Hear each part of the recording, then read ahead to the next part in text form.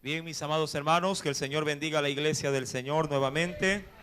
Le damos una cordial bienvenida a cada uno de nuestros queridos amigos e invitados que en el Señor pues han podido escuchar de parte de alguien que conoce esta iglesia y les ha motivado el estar aquí en esta su iglesia. Mi casa será llamada Casa de Oración. Le damos una cordial bienvenida.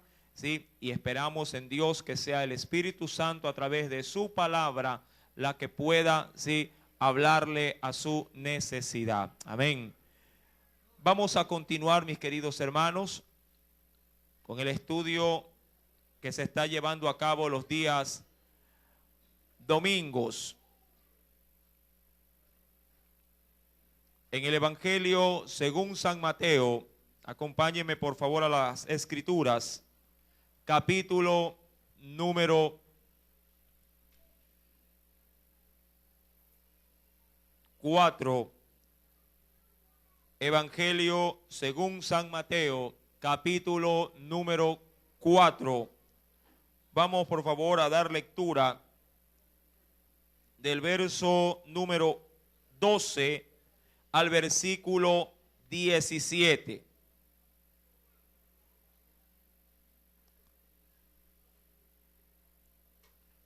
Evangelio según San Mateo, capítulo número 4, verso 12 al 17.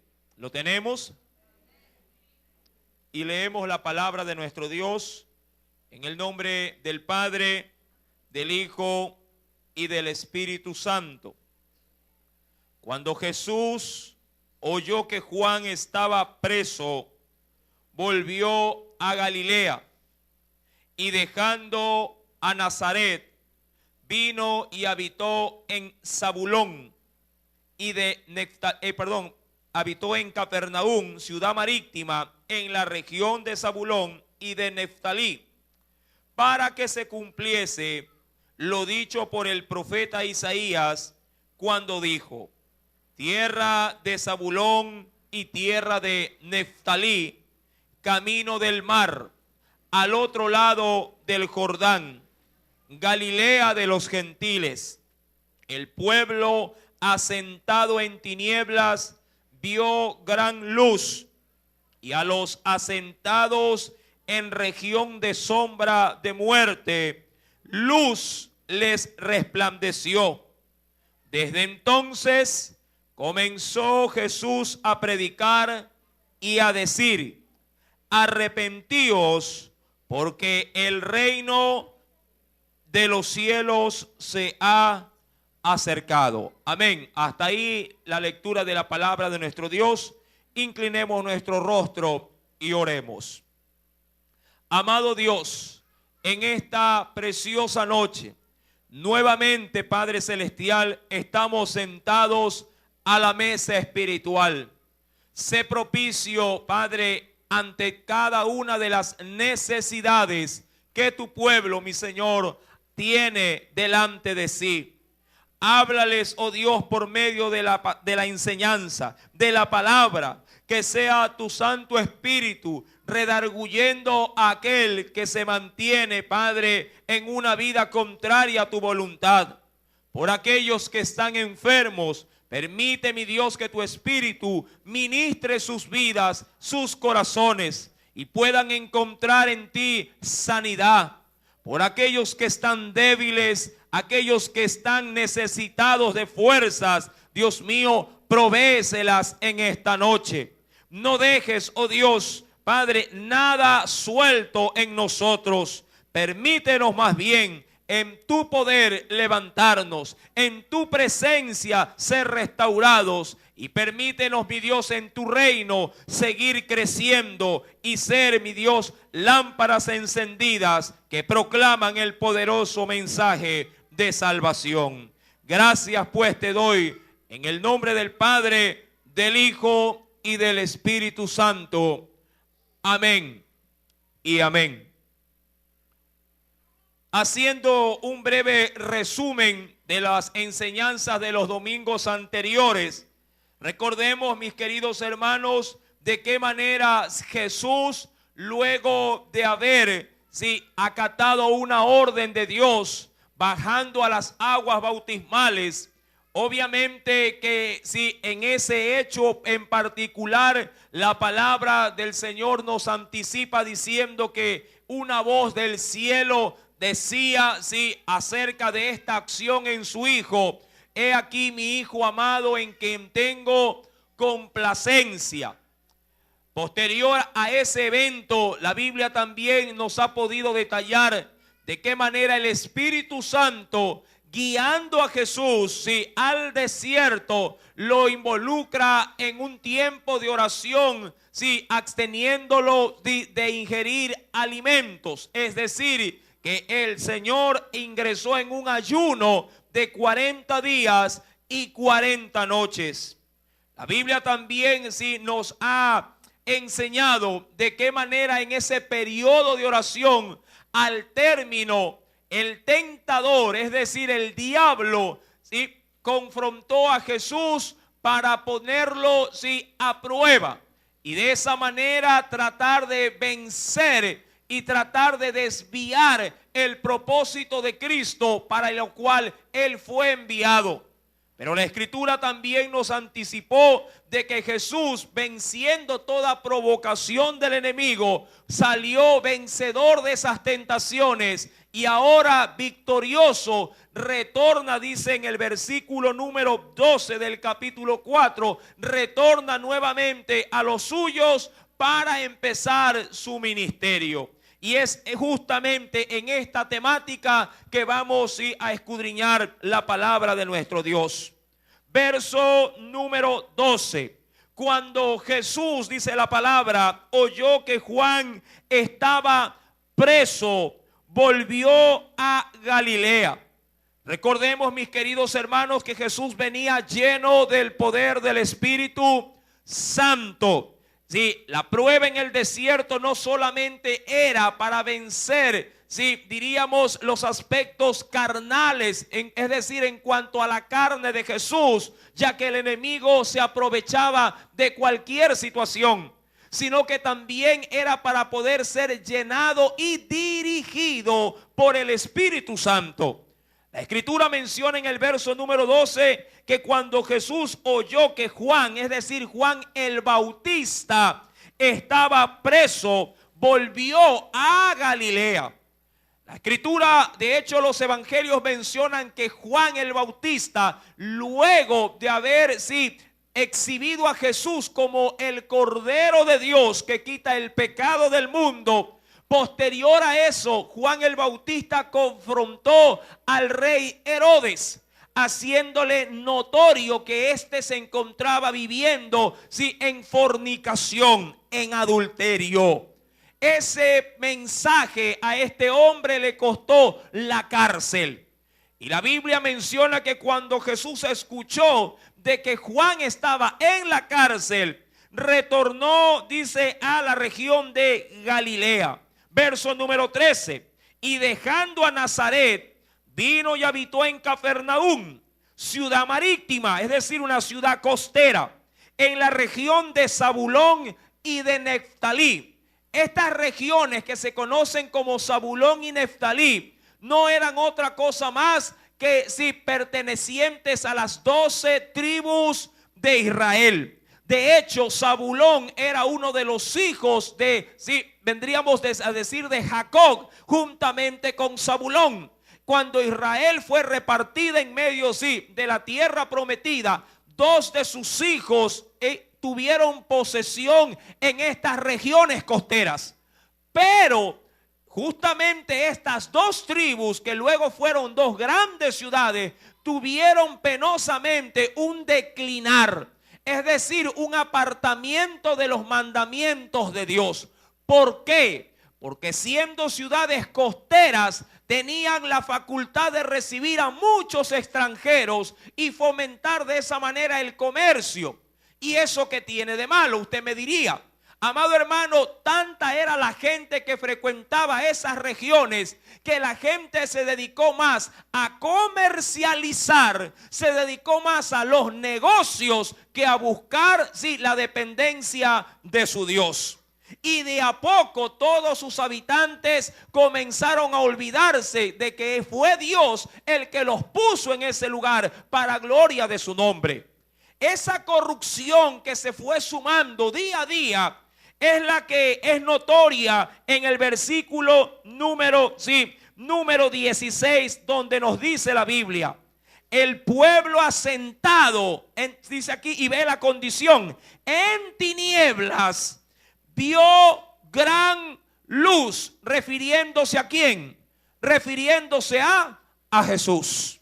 Sus malas maneras de vivir, sus malas obras, los identificaron a toda la región de Galilea, juntamente con Zabulón y también Neftalí, sus ciudadanos, como un pueblo miserable, como un pueblo que nada de Dios sí podía tener.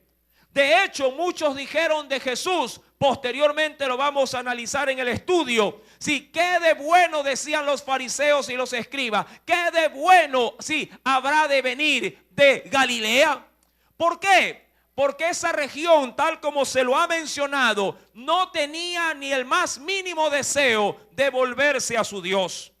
Pero la Biblia dice que donde abunda la maldad, sobreabunda la gracia de nuestro Dios.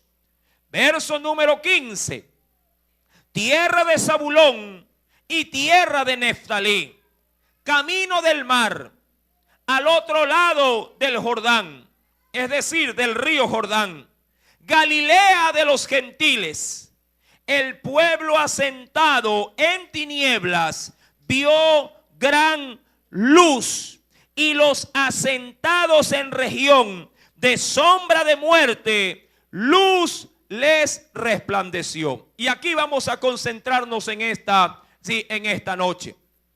¿De qué manera la luz puede, mi amado hermano, aparecer en un hombre y resplandecer para otros hombres?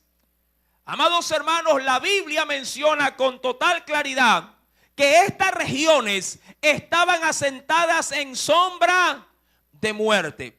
Ahora, ellos no es que estaban muertos, tenían vida como la tiene usted, tal cual como la tengo yo. Pero su condición de vida hacía que delante de Dios, la comunión se hubiese extinguido, y eso los catalogaba como hombres teniendo vida, pero al mismo tiempo estando muertos en su corazón, en su espíritu, en su comunión con Dios. Y Dios lo asemejaba como que si estuviesen muertos. Mis queridos hermanos, la Escritura menciona que toda esta región estaba de alguna manera contaminada de la maldad, contaminada del comercialismo que los alejó de Dios cada día más. Yo no entiendo, mi querido hermano, en la actualidad, cómo luego de conocer la palabra, cómo luego de conocer a Cristo y tenerlo como un salvador para nuestras vidas, muchos, luego de haber venido a la luz del evangelio, se dejan cautivar por, diría yo, los negocios de la vida, y de a poco, estando en luz, se retroceden y vuelven a las tinieblas o a las obras de las tinieblas, apartándose de la gracia y de la misericordia de Dios. No entiendo, porque a la verdad, lo único que Dios hace cuando viene a la vida del hombre es tratarnos y darnos todos sus beneficios a través de Cristo Jesús, nuestro Señor y Salvador. La Biblia, entonces, luego de esta cita que el mismo profeta Isaías le había mencionado, dice en el verso número 16: el pueblo asentado en tinieblas vio gran luz. ¿Cómo se puede ver la luz del evangelio en medio, de un pueblo que anda en oscuridad? Acompáñeme, por favor, al evangelio según San Marcos. Evangelio según San Marcos, capítulo número 1, verso número 14 al 15. Evangelio según San Marcos, capítulo número 1, verso número 14 y 15.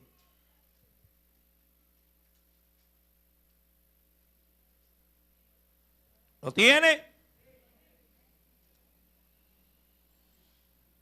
Y nos declara el Señor: después que Juan fue encarcelado, Jesús vino a Galilea predicando el evangelio del reino de Dios, diciendo: el tiempo se ha cumplido y el reino de Dios se ha acercado. Arrepentíos y creed en él, en el evangelio. ¿Cómo Jesús alumbraba a esa generación de hombres que vivía en tinieblas?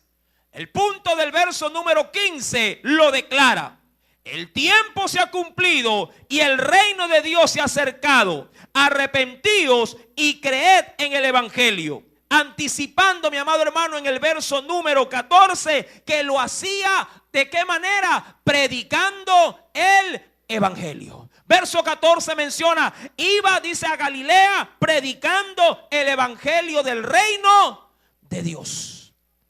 ¿Cómo un cristiano en la actualidad puede llevar luz en medio de la tiniebla o de las obras de oscuridad que un hombre puede realizar? Predicando el evangelio del reino de nuestro Dios. Jesús alumbraba en medio de esas zonas costeras, predicando acerca de dos puntos esenciales. Primero, el arrepentimiento. Un evangelio sin proclamación de arrepentimiento no es evangelio. Un evangelio que no llama a las vidas al arrepentirse de sus pecados, amado hermano, es un evangelio rebajado, es un evangelio cambiado, es un evangelio no genuino. Digo esto, mi amado hermano, porque en nuestros tiempos se oyen desde los altares predicaciones que nada tienen que ver con el evangelio del reino de Dios. Puede ser el evangelio de la denominación, puede ser el mensaje del evangelio del ministerio de esa denominación, puede ser el evangelio de pronto sí estructurado y bien plasmado, amado hermano, que lo aprendamos en un libro o en una estrategia. Pero el evangelio sano, el evangelio puro y genuino es el evangelio de la Biblia, el evangelio del arrepentimiento, el evangelio de creer en ese arrepentimiento para salvación. La luz, dice la Escritura, sí, vino a esa región por medio de la predicación del evangelio de nuestro Dios. La Escritura menciona adicionalmente, acompáñeme por favor,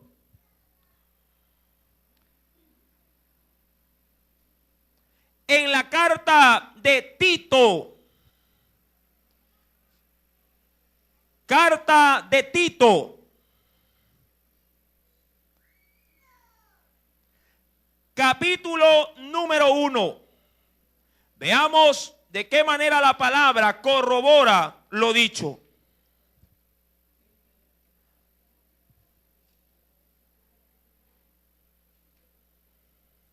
¿Lo tiene? Verso 1 al 3. Tito después de Timoteo. ¿Lo tiene? Dice esa carta a manera de introducción: Pablo, siervo de Dios y apóstol, es decir, enviado de Jesucristo, conforme a la fe de los escogidos de Dios y el conocimiento de la verdad, que es según la piedad. Verso 2: en la esperanza de la vida eterna, la cual, óigalo bien, Dios, que no miente, prometió desde antes del principio de los siglos, y a su debido tiempo, dice ahí, y póngale asunto a este verso 3, y a su debido tiempo manifestó, ¿qué cosa?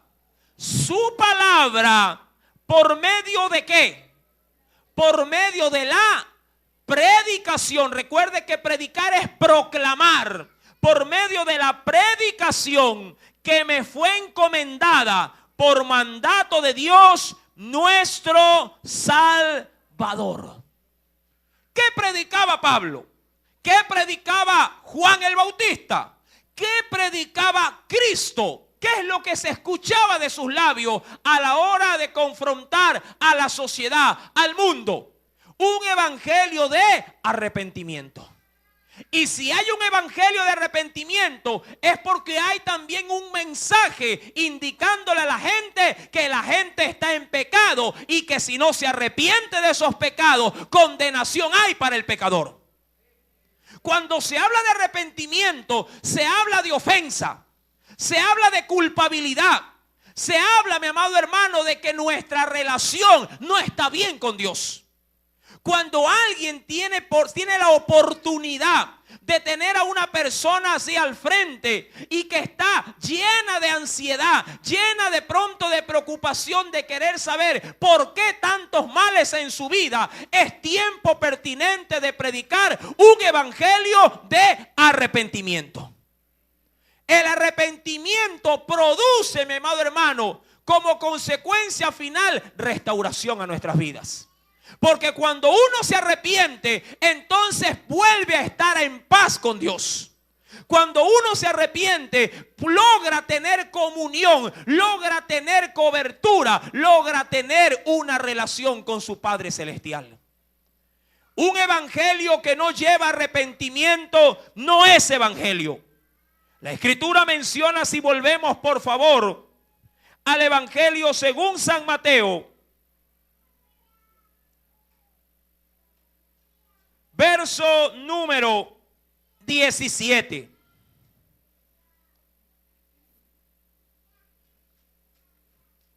Desde entonces, es decir, desde ese lugar, ¿desde dónde? Desde Galilea, la región de Zabulón y de Neftalí. Desde entonces comenzó Jesús a predicar y a decir: arrepentíos, porque el reino de los cielos dice ahí, se ha acercado. Amados, este evangelio que Jesús predicaba era un evangelio de poder, o conllevaba poder. Pero para poder ser benefactores, para poder ser de alguna manera beneficiarios de ese poder, tenía que entrar el hombre, recuerde, en la primera etapa, el arrepentimiento. Segundo, había que creerle a ese evangelio. Lo hemos leído en el evangelio de Marcos capítulo 1. Hay que no solamente arrepentirse, sino creer en el mensaje que se recibe. Creer en la obra redentora de Dios a través de ese evangelio. ¿Para qué? Verso número 17 lo dice: porque el reino de los cielos se ha. Para pertenecer al reino de Dios, solamente, amado hermano, el arrepentimiento es la llave que abre las puertas para que usted o para que cualquier ser humano arrepentido logre entrar. Y entendamos algo: cuando hablamos del reino de Dios, hablamos de que un poder superior ha venido a esta tierra. Recuerde, mi amado hermano, lo que Jesús en más de una oportunidad, hablando acerca del enemigo de nuestras almas, el diablo, se refería siempre a este como el príncipe de este mundo. Y cuando decía príncipe, es porque él tiene potestad, tiene jerarquía y tiene también dominio sobre esta tierra. Y para que un poder pueda ser vencido, tiene que levantarse otro superior a él para que ese poder pueda ser destruido. El problema de muchos, mis amados hermanos, es que quieren hacerle frente al enemigo de nuestras almas sin estar en el reino de Dios. Si pertenecemos a un reino, de seguro hay un rey. Si pertenecemos a un reino, de seguro ese rey tiene un ejército. Y si pertenecemos a ese reino, o diría yo, si alguien es lastimado en ese reino, ese rey y ese ejército saldrá a defender a su pueblo. Pero si no estamos en el reino de Dios, si el arrepentimiento todavía no ha golpeado nuestro corazón y no nos ha hecho recapacitar de nuestros malos caminos, de seguro ese reino no podrá, amado hermano, alcanzarlo. ¿Por qué? Porque el que no se encuentra en el reino de Dios está en el reino de las tinieblas. Entendamos esto. Si hay un reino para bien, también hay un reino para mal. Y alguien en esta tierra o le pertenece al reino de las tinieblas o le está en el reino de la luz. No podemos decir o no podemos en modo alguno engañarnos y decirle a nuestro Dios: yo estoy en medio de ambos reinos. No hay término medio. No hay, mi amado hermano, un escape para poder decir que me encuentro en la mitad, o como bien se podría decir, en la frontera de ambos reinos. Yo he contado esta anécdota en más de una oportunidad y en esta noche la voy a volver a citar. Un pueblo pequeño vivía en la frontera, en medio de dos naciones, o en medio, diría yo, de dos reinos. Cuando fue la guerra, mi querido hermano, civil, interna que tuvo los Estados Unidos, había el reino del norte y el reino del sur. Pero había una pequeña comarca que se dedicaba al negocio, a la comercialización de víveres. Estos, como estaban en plena zona fronteriza, sí, cuando venían el ejército del norte, sí, hacían rápidamente, sí, a la bandera y la izaban, la levantaban. Y cuando se acercaba el ejército, pensaban ellos que los que estaban ahí eran aliados de ellos y eran bien recibidos. Y obviamente la aceptación, sí, no se dejaba esperar porque podían vender todos sus productos. Una vez que se iba el ejército del norte, sí, ellos bajaban la bandera e inmediatamente estaban a la expectativa si venía el otro ejército. Cuando venía en otro tiempo el ejército del sur, cogían la bandera y la levantaban también. Es decir, que el negocio que ellos tenían era redondo. Compraban tanto los unos como los otros. El problema llegó cuando fueron descubiertos. Y llegaron, mi amado hermano, ambos ejércitos puestos de acuerdo. Sí, hicieron una tregua y desbarataron toda aquella región. No dejaron a nadie con vida. Amado hermano, usted no puede compartir su vida en ambos reinos. Usted no puede ser o pertenecer al reino de Dios los domingos por la noche y de lunes a sábado pertenecer al reino de las tinieblas. Usted no puede, mi amado hermano, el domingo por la noche simplemente identificarse con el reino de la luz y el mismo domingo antes de venir al culto haber pertenecido al reino de Satanás.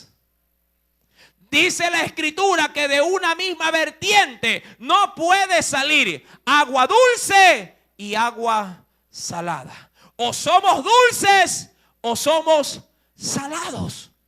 Amados hermanos, de la misma manera, la Biblia nos indica en el verso número 18 que luego de la proclamación del reino a esa región, recuerde, por medio del arrepentimiento, Jesús dice, andando junto al mar de Galilea, vio a dos hermanos. Recuerda, ellos eran galileos también, pero él ya había predicado acerca del arrepentimiento. Vio a dos hermanos, Simón llamado Pedro y Andrés, su hermano, que echaban la red en el mar porque eran pescadores. Y les dijo, venid en pos de mí y os haré pescadores de hombres. Ahora, es interesante este encuentro. Es un encuentro muy particular. Jesús, recuerde mi querido hermano, empezaba su ministerio. Jesús empezaba con un mensaje de arrepentimiento. Ahora, mi pregunta es, ¿a quién le gusta que le digan que es pecador? Porque para que haya arrepentimiento debe de haber ofensa y pecado. ¿Verdad que sí? En casa, mi querido hermano, cuando su esposa le dice, oye, eres así, eres asado, eres cocinado, ¿usted cómo se pone? Molesto hasta cierto punto. Amado hermano, el evangelio tiene esa cualidad de crear una reacción en el hombre. El asunto es cómo usted recibe ese mensaje. Si usted sabe que está fallando, si usted sabe y reconoce que está haciendo las cosas mal, cuando llega el mensaje, ¿usted qué hace? Recapacita y dice, voy a cambiar. ¿Verdad que sí? Voy a cambiar. Jesús predicaba de esa manera. Le decía al hombre que estaba en pecado que era pecador, pero también le decía, yo soy la esperanza del pecador. Pedro y Andrés no eran la excepción. Pedro y Andrés eran, y diría yo, eran hombres identificados con esa región que vivía en tinieblas. ¿A qué se dedicaban todo el santo día? A su comercio, a su negocio, a lo que sabían hacer, pescar. Verso número 18.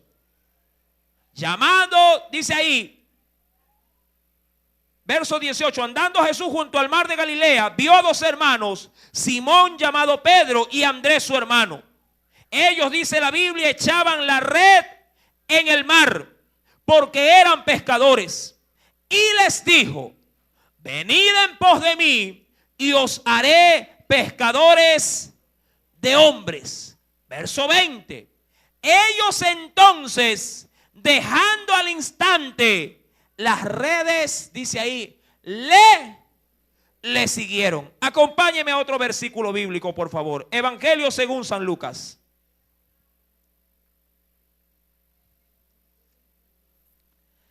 Evangelio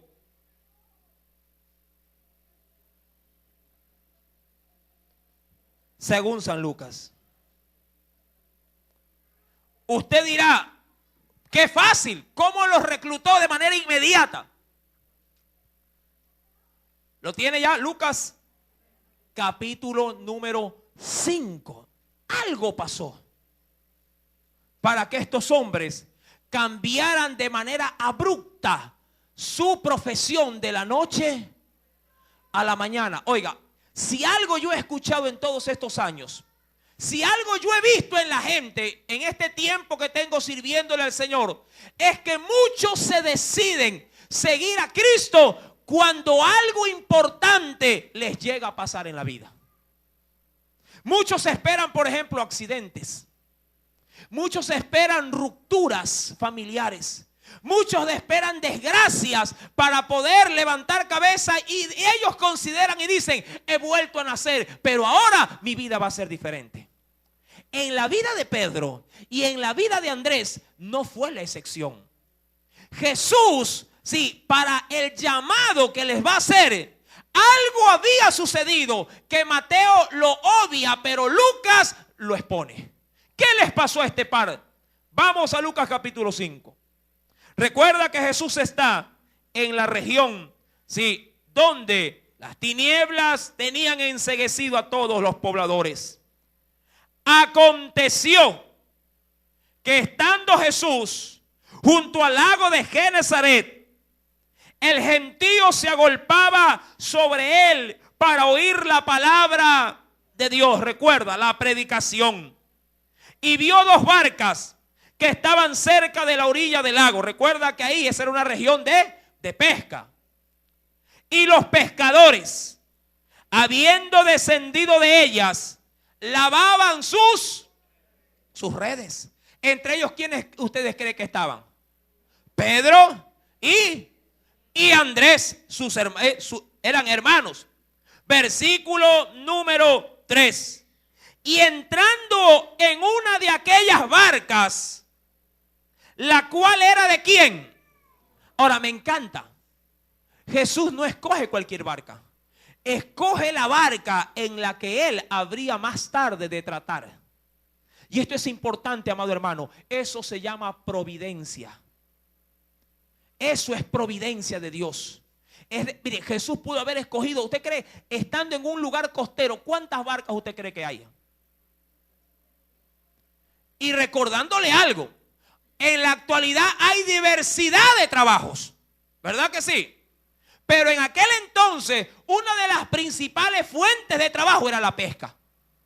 No habían edificios, no habían centros de cómputo, no había, amado hermano, bancos, no habían casas de finanzas ni nada por el estilo. Mientras, diría yo, mientras más sencilla era la labor, mejor para el pueblo. Barcas en ese lago ha de haber existido cualquier cantidad. De hecho, un pescador puede llegar a tener más de una barca. Puede llegar a tener una flota de barcas o de canoas. Ahora, Jesús específicamente va a una barca para poder, sí, hacer en ella su voluntad. Verso número 2. Y vio dos barcas que estaban cerca de la orilla del lago. Y los pescadores, habiendo descendido de ellas, lavaban sus redes. Y entrando en una de ellas, de aquellas barcas, la cual era de ¿quién? De Simón, le rogó que la apartase de la tierra un poco, es decir, unos cuantos metros. Y dice, y sentándose, enseñaba desde la barca a la multitud. Ahora, esto es importante, amado hermano. Cuando Jesús, no pierda por favor Lucas, no lo pierda, vaya nuevamente al Evangelio de Mateo. Cuando Jesús le dice a estos dos, les dice en el verso 19, venid en pos de mí y os haré pescadores de hombre. Y cuando dice, ellos entonces dejando al instante las redes, le siguieron. Amado hermano, hubo un preámbulo, hubo una introducción. Primero, ¿qué les llegó a ellos? La palabra. Primero les llegó el evangelio del reino, el evangelio del arrepentimiento. Jesús no puede usar, óyelo bien, no puede usar a nadie en su reino si primero no se ha arrepentido. No esperes que Dios haga milagros en tu vida. No esperes que Dios haga algo en tu hogar si primero no has reconocido, sí, las faltas, los pecados, sí, las ofensas que le has hecho a Dios.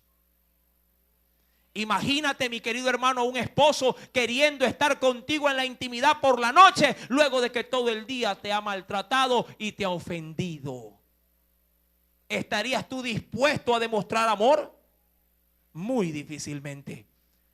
Dios, sí, por medio de la predicación fue de manera directa a exponer las fallas del hombre antes de hacerle un llamado. Retornando al capítulo número 5 de Lucas, la Biblia declara, verso número 4, cuando terminó de hablar, es decir, cuando terminó de proclamar ¿qué cosa? El evangelio del arrepentimiento. Cuando terminó de hablar, dijo a Simón, al dueño de esa barca, boga, sí, o incursiona mar adentro, boga mar adentro, echad vuestras redes para pescar. Verso número 5. Respondiendo Simón, le dijo, maestro. ¿Por qué le dice maestro? Primer punto, antes de que Jesús suba a esa barca, Jesús era otra persona común y corriente para el mundo. Pero luego de que el evangelio llega, Jesús se constituye ahora en un maestro. Pero Jesús no quería ser un maestro para Pedro. Jesús quería ser el Señor de su vida. Jesús quería ser, sí, el amo, el dueño de su vida. No solamente un maestro. Así como muchos tienen a Jesús solamente como un médico, porque claman a Él o le buscan solo cuando están enfermos o cuando tienen algún problema. La Escritura menciona en el verso número 5, le dijo: maestro, toda la noche hemos estado trabajando y nada hemos pescado. Mas en tu palabra, ¿en qué palabra? ¿En cuál? En la que él había escuchado predicar de Jesús. Recuerde que el evangelio no consiste solamente en palabras, sino que es poder de Dios para salvación a todo aquel que cree. La Biblia declara: mas en tu palabra echaré la red. Verso número 6. Obviamente que en ese instante Pedro cogió la barca y fue mar adentro. Y habiéndolo hecho, dice el verso 6, encerraron gran cantidad de peces y su red se rompía. Entonces hicieron señas a los compañeros que estaban en la otra barca. Recuerde que en esa otra barca, ¿quién ha de haber estado ahí? Andrés, su hermano, para que viniesen a ayudarles. Y vinieron y llenaron ambas barcas de tal manera que se hundían. Esa experiencia, unida al mensaje de la predicación, provocó una reacción. Óyelo bien. El mensaje unido a esta experiencia provocó una reacción. Y hay quienes, amado hermano, parece mentira. Hay quienes oyen la palabra. Hay quienes en Dios, por su misericordia, hasta reciben, luego de haber oído el evangelio, milagros poderosos en sus vidas. Pero aún así hacen caso omiso al llamado que Dios les hace. ¿Cuántas veces el evangelio se te ha predicado a ti, mi querido amigo? ¿Cuántas veces, aún alejado de Dios, has visto la mano del Señor otorgándote por pura misericordia milagros concedidos? Pero aún así tu corazón sigue endurecido y no te decides seguir al Maestro. La Biblia declara en el verso número 8, viendo esto, Pedro, cayó, dice la Biblia, de rodillas ante Jesús. ¿Y qué reconoció? Es que no podía entrar al reino si no reconocía ¿qué cosa? Porque el evangelio de Jesús, el evangelio del reino, era un evangelio de arrepentimiento. Si no hay arrepentimiento, amado hermano, amado amigo, no hay reino. Si no hay arrepentimiento, grábate esto, no hay reino. Y si no hay reino de Dios, no hay beneficios, no hay cobertura, no hay protección. Si no estás en el reino de Dios por medio del arrepentimiento en sí, es decir, reconociendo tus pecados y tus faltas y aceptando a aquel que puede limpiar tu alma ennegrecida por el pecado, estás en el reino de las tinieblas. Dice la Biblia que Pedro cayó de rodillas ante Jesús diciéndole: apártate de mí, ya no era maestro. Me encanta esa palabra. Al subir a la barca era maestro. Al bajar de la barca era el Señor. ¿Qué es Cristo para ti, mi querido amigo? O inclusive hermano, ¿qué es Jesús para ti? ¿Qué es para tu vida? ¿Realmente es el Señor o está en otro escalafón? ¿Es el Dios bombero, como suelo decir, que cada vez que hay fuego en tu hogar, si lo llamas para que venga a apagar el tormento? Es solamente el médico que cuando estás enfermo, postrado, sin moverte, si te acuerdas de él para que la fiebre te abandone. Es simplemente el banquero, porque cada vez que estás sin dinero, entonces levantas los ojos al cielo y dices: envíame la provisión. ¿Qué es Cristo para ti? Déjame decirte que si no lo asumes a Dios como el Señor, Si no tienes rey, ¿cómo entrar en el reino? Si para poder pertenecer a un reino, usted tiene que ser súbdito de ese rey. La Biblia es clara al respecto. Antes de subir a la barca era un maestro y al bajar de ella ahora era señor, amo, dueño. ¿Para quién? Para un hombre pecador. Esa acción hizo que Pedro reconociera el evangelio y de quien procedía ese evangelio. Apártate de mí, Señor, porque soy hombre pecador. Verso número 9 declara por qué reconoció sus pecados. Porque por la pesca que habían hecho, el temor se había apoderado de él y de todos los que estaban con él. Asimismo, Jacobo, Juan, hijos de Zebedeo, que eran compañeros de Simón. Pero Jesús dijo a Simón: no temas, desde ahora serás pescador de hombres. Y cuando trajeron a tierra las barcas, dejándolo todo, volvamos a Mateo.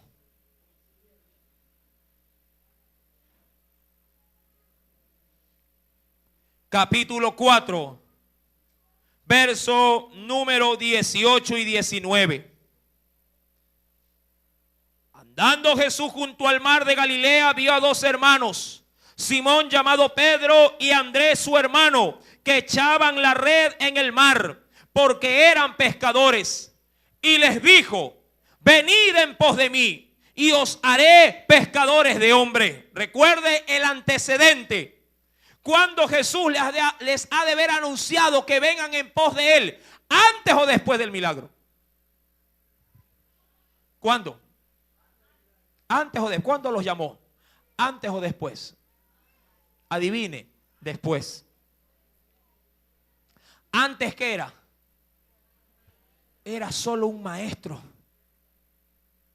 Después del milagro, Cristo llegó a pasar a ser Señor. Mientras tú no reconozcas a Jesús como Señor, nunca podrás servirle. Oye bien esta gran verdad. Si Cristo no es el Señor de tu vida, nunca podrás servirle y seguirle como Él te lo está demandando. Si para ti solamente el Señor, entre comillas digo esto, es aquel que te recuerdas en la mañana antes de salir a trabajar, tú no estás siguiéndolo. Los pecadores hacen esto. El ladrón, el delincuente, se encomienda a Dios para poder regresar con vida luego de sus fechorías. Amado hermano, Dios no es un amuleto. Dios no es un talismán. Dios no es la pata de conejo de la buena suerte, ¿sí?, a la cual tú te encomiendas día a día para ver si el Señor te llega a bendecir en tu jornada. Dios tiene que ser amo y Señor de tu vida para que puedas encontrar en Él protección y bendición. La Biblia menciona en el verso 19 que es luego del suceso, luego del milagro, luego de haber escuchado el evangelio de arrepentimiento, que Jesús les dice: vengan en pos de mí y os haré pescadores de hombres. Y ellos entonces, dejándolo al instante las redes, ¿por qué? Porque ahora Cristo era Él, el Señor. Si tú no tienes a Cristo como Señor de tu vida, nunca te decidirás a seguirlo. Verso 21, ese mismo efecto que Jesús causó en otros dos. Pasando de allí, vio a otros dos hermanos. Jacobo, recuerde que Jacobo y Juan estaban en en otra barca. Y a Juan, su hermano, en la barca de Zebedeo, padre obviamente de estos dos, que remendaban sus redes, y los llamó. Y ellos, al igual que Pedro, ¿qué hicieron? Y ellos, dejando al instante la barca, ¿y a quién más dejaron? ¿A quién?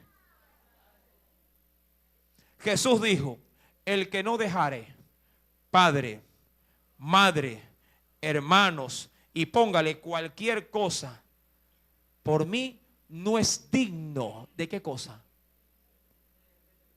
No es digno de entrar ¿en dónde? En el reino de los cielos. Ay, hermano, yo quiero buscar de Dios, pero mi mujer no me deja. O que primero venga mi hijo y de ahí vengo yo. ¿Acaso esa no es la excusa más oída a la hora de tomar una decisión por Cristo? Quiero venir, pero primero ella. Hay otros que anteponen sus falencias, sus errores. Hay quienes interponen primero, sí, diría yo, su impotencia. Dice: hermano, yo quiero seguir a Jesús, sí, quiero seguirlo, quiero servirle, pero primero déjeme arreglar su vida, déjeme arreglar mi vida para poder hacerlo. Amado amigo, ¿quién te ha dicho a ti que el Señor quiere arreglar tu vida fuera del reino? Dios quiere que tú entres en el reino, que Él se va a encargar de arreglarte tu vida desbaratada en la que vives.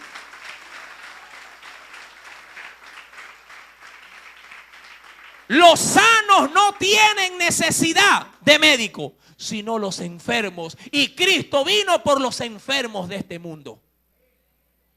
Justamente porque tienes tu vida hecho pedazo, es que Dios te está llamando y te está diciendo: deja de remendar, porque yo puedo darte una red nueva. Pero al hombre le encanta, ¿verdad?, acogerse de todo aquello que ya forma parte de su vida. Se le hace duro salir a encontrar nuevos retos, nuevos desafíos en Cristo Jesús. La Biblia declara en el versículo número 22 que estos dos también al instante dejaron su trabajo y también a su padre. Es que, amado hermano, no es fácil tomar una decisión por Cristo. Pero también podría yo decirte que es la decisión más maravillosa que el hombre puede tomar. La Biblia menciona que si una decisión es la más importante para el hombre, es la de decidirse por Cristo Jesús. La Biblia declara en el versículo número 23: y recorrió Jesús. Recuerda que ¿de dónde sacó a los discípulos? ¿Fue acaso a Jerusalén a buscar? Y en Jerusalén estaba la crema innata judía. Estaban los doctos de la ley. En Jerusalén se encontraba, mi querido hermano, gente de renombre, teólogos bien preparados. Pero Jesús no fue a las universidades, por así decirlo, de la época. No fue a llamar a sacerdotes para que sean sus discípulos. Fue a la región más sucia, más inmunda, donde estaba la lacra de la sociedad. Ahí se metió. ¿Para qué? Para glorificar su nombre. En medio de tanta idolatría, en medio de tanta pecado, ahí el Señor hizo resplandecer la luz del evangelio. Ahí. De ahí tomó a Pedro. De ahí tomó a Andrés, de ahí tomó a Jacobo, de ahí tomó también a Juan, ellos últimos, hijos de Zebedeo. Y de allí también Dios quiere tomarte a ti. De ahí.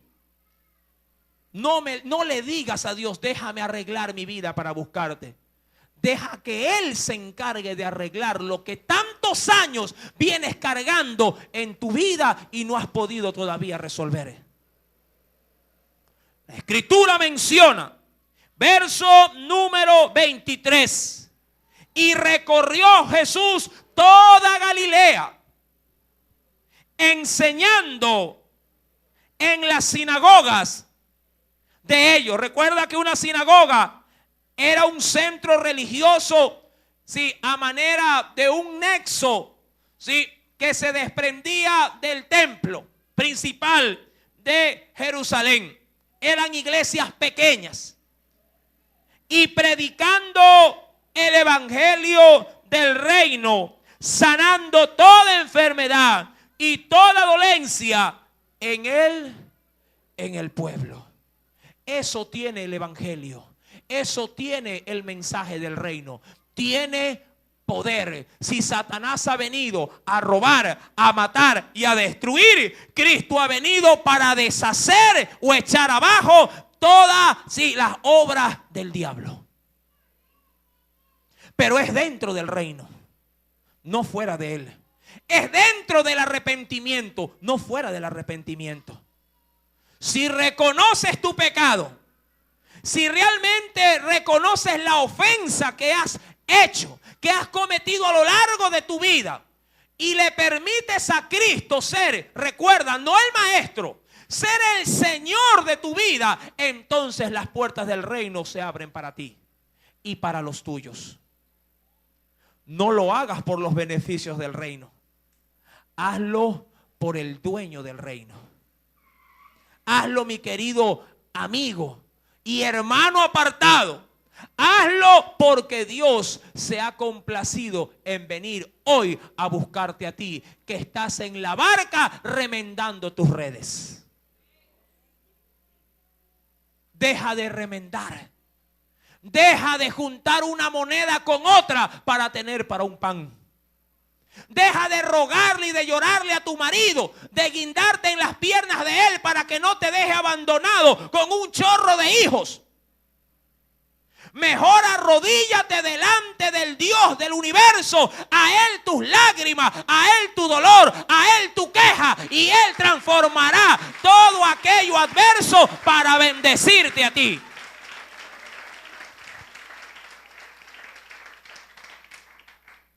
Y dice el verso 24, y se difundió, es decir, corrió su fama por toda Siria. ¿Por qué? Porque Jesús, al estar en una zona costera, mucha gente extranjera escuchó el mensaje, y a lo que se embarcaba en sus naves llevaron testimonios del poder de Dios a otras naciones. Y eso es lo que Dios quiere causar en tu vida. Muchos pueden venir a Cristo si tú hoy decides aceptar el mensaje de arrepentimiento. Amado hermano, esto no es vanagloria, porque yo reconozco en mi vida que yo soy un hombre pecador arrepentido. Pero glorifico a Dios que cuando yo me uní en matrimonio con mi esposa, no solamente mi vida conoció de Cristo, vino mi esposa, vinieron mis suegros, vinieron mis cuñados, vino mucha gente a los pies de Cristo. Y no porque yo les haya predicado. Dios hizo recaer su promesa. Cree en el Señor Jesucristo y serás salvo, tú y tu casa. El poder fue del Espíritu Santo. ¿Qué estás esperando, mi querido amigo? Venir a Cristo para que otros también puedan disfrutar de las maravillas de este reino. Si tú cierras tu corazón, cerrarás también el corazón de otros. Si tú abres tu corazón a este evangelio, muchos al ver tu cambio, muchos al ver el poder del evangelio en tu vida, vendrán también a los pies de Jesucristo. Para concluir, la Biblia dice en el verso 24, se difundió su fama por toda Siria, y le traían todos los que tenían dolencias, los afligidos por diversas enfermedades y tormentos, los endemoniados, lunáticos, paralíticos, y dice ahí, y los sanó. Esos son simplemente los beneficios del reino. La gente reconocía en Jesús ya no un Señor. Y le siguió mucha gente. ¿De dónde le siguió? De ese lugar que todo mundo reconocía que era un lugar de tinieblas. tinieblas. Mucha gente de Galilea le siguieron, de Decápolis, de Jerusalén, de Judea y del otro lado también del Jordán. ¿Qué esperas para seguirlo tú también? Hoy el evangelio del arrepentimiento ha sido proclamado. ¿Dejarías pasar a Jesús de largo y tú seguir en tu barca remendando las miserables dádivas que te ha dado el reino de las tinieblas? ¿O desearías reconocer que un poder mayor ha venido hoy? El poder del evangelio a través de Cristo Jesús, el cual quiere libertarte y darte una nueva forma de vivir. ¿De qué manera? Aceptando el evangelio, arrepintiéndote de tus pecados, creyendo en ese evangelio y siguiendo a Cristo de ahora en adelante, hasta que el Señor logre cumplir su promesa en nosotros, en el rapto, sí, en el advenimiento del futuro glorioso de Cristo Jesús. Si hoy este evangelio sencillo, pero al mismo tiempo veraz, ha tocado tu corazón, te invito a que te arrepientas, reconozcas tus pecados, tus culpas, y una vez reconociendo tu mala manera de vivir, pidas perdón a ese Dios que has ofendido. Y permítele a Cristo que con su sangre preciosa te limpie de todo pecado y de toda maldad. Entonces, solo entonces podrás pertenecer al reino y a los beneficios que Dios quiere darle a aquellos que son llamados sus hijos. Amén. Inclina tu cabeza.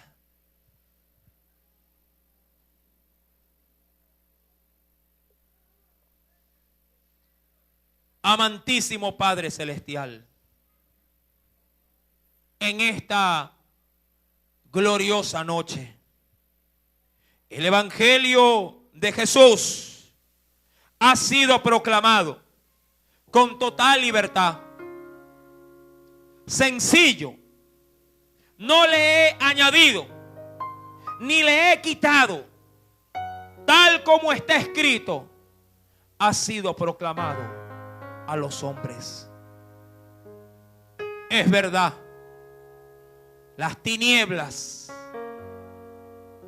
han envuelto a los moradores de esta tierra. Las obras que cometemos son malas, ofensivas a ti.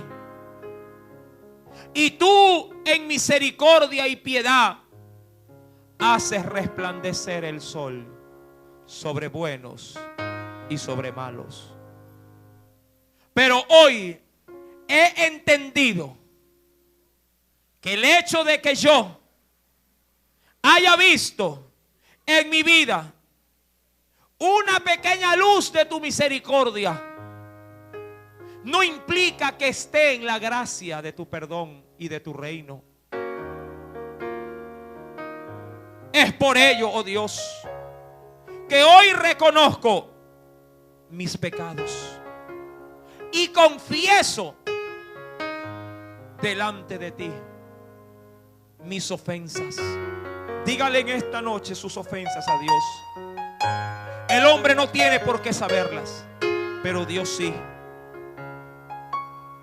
Dígale cuánto le ha ofendido, cuánta ira muchas veces se ha apoderado de su corazón, cuántas palabras maledicientes salieron de sus labios. Confiese su pecado. La Biblia dice que el que confiesa su pecado y se aparta alcanza misericordia. Diga cuántas veces a Dios usted lo ha negado.